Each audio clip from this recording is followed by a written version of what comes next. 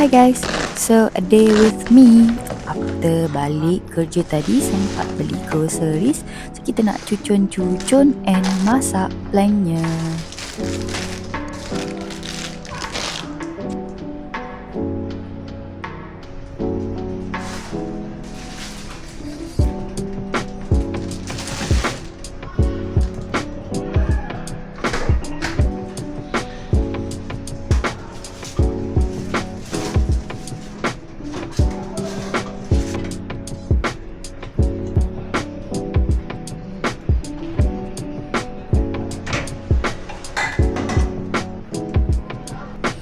Sebelum kita masak, ayam ni dibagi dua. Satu untuk simpan next time and untuk masak hari ni.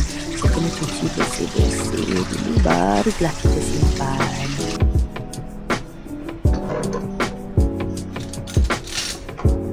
Menu untuk dinner kali ni adalah menu my husband favourite is ayam masak berlado.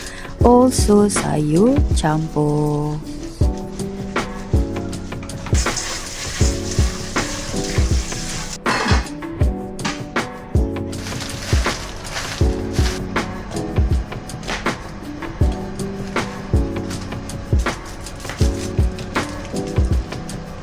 And luckily masa masak tu dapat golden garlic Katanya golden garlic ni banyak benefit kesihatannya.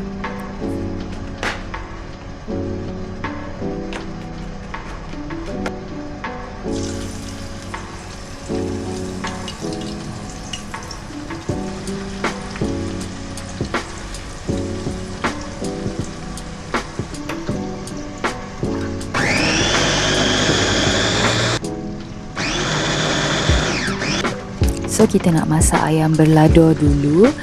Resepi dia boleh tengok dekat kita punya playlist, ada ayam berlado, sayur campur pun ada dekat situ. Okay?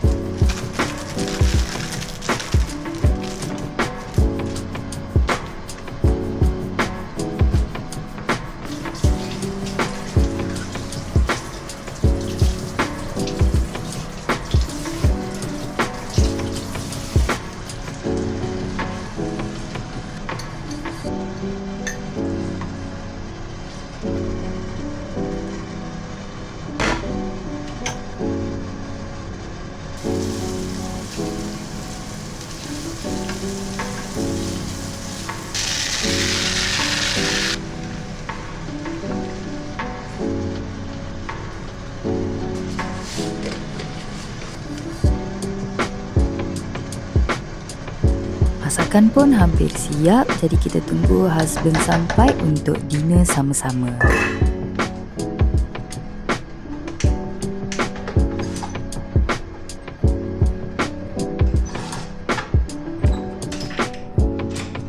Alright, my husband is back.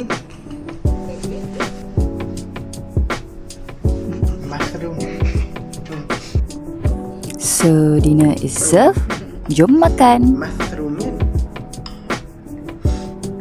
Mushroom. Boleh je.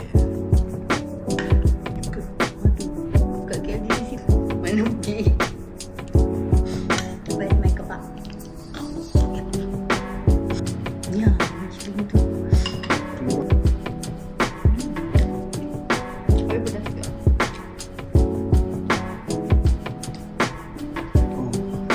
Pedas berat.